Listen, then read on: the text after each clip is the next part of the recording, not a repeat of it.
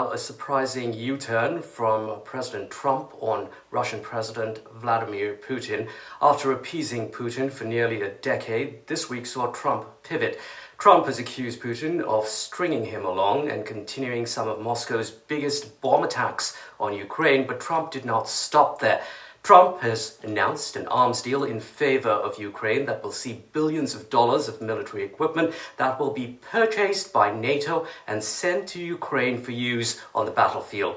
Trump has given Putin 50 days to strike a peace deal or face economic sanctions. Remember, not long ago, Trump called Putin a genius while blaming Ukraine for the war. Now Trump says he's disappointed with the Russian leader. How did you tell Putin this was coming? My conversations with him are always very pleasant. I say, isn't that a very lovely conversation? And then the missiles go off that night. I go home, I tell the First Lady, I spoke to Vladimir today. We had a wonderful conversation. She said, oh, really? Another city was just hit. So it's like, look, he's, I don't want to say he's an assassin, but he's a tough guy.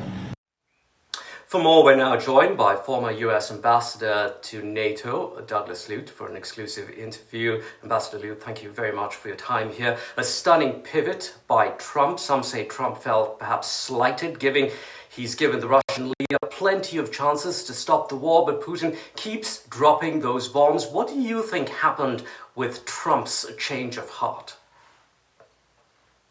Well, it is in fact a pivot, because for the first 6 months of this Trump administration, there's been no pressure, no leverage asserted on the Russian side of the war in Ukraine. And so for the first time, the president is promising renewed arms shipments to Ukraine, American weapons to Ukraine. That's very helpful. And then, as you've reported, in the next 50 days, without a ceasefire in place, to which the US and Ukraine have already agreed.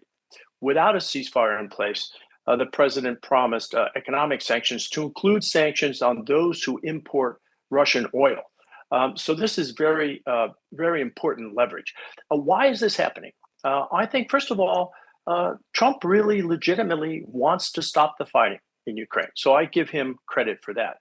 I think, however, beyond that, there's another perhaps psychological explanation, and that is President Trump does not wish to be played. He does not wish to be diminished in any way. He does not wish to be perceived as weak. And after 6 months of trying with no results, I think he fears that, in fact, he might be perceived as weak, especially among his political base here in the United States.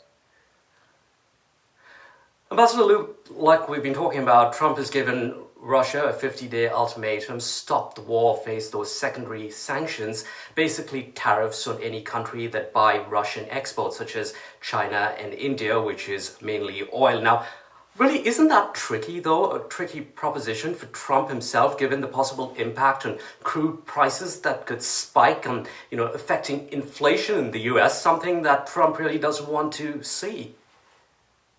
Yes, in fact, a secondary effect of secondary sanctions could well be a spike in oil prices, and that could affect the American inflation rate. So, yes, you're right. Now, if Trump and his advisors are wise, I believe they'll use this next 50 days while giving Russia a chance to move towards a ceasefire. They'll use these 50 days to mitigate the risk of inflation. And they can do that by negotiating and preparing to increase oil flows from other producers, most prominently those in the Gulf and even American producers themselves. So this next 50 days could be useful as a way to mitigate the risk of inflation. Very, very quickly, Ambassador Lute, how much will this supply of arms really help Ukraine protect its territory in the war? Well, it depends a lot on the details. So which arms, in what quantity, and on what timeline? Are these only defensive systems, such as the U.S. Patriot anti-ballistic missile air defense system, or do they include offensive systems, which would allow, without geographic restriction, allow Ukraine to strike the launch sites from which the air attacks originate? And these would be attacks inside Russia itself. So a lot depends on which systems and which restrictions might be placed on those systems. Right, Ambassador Douglas Lute, thank you so much for your time here on Washington. Pleasure.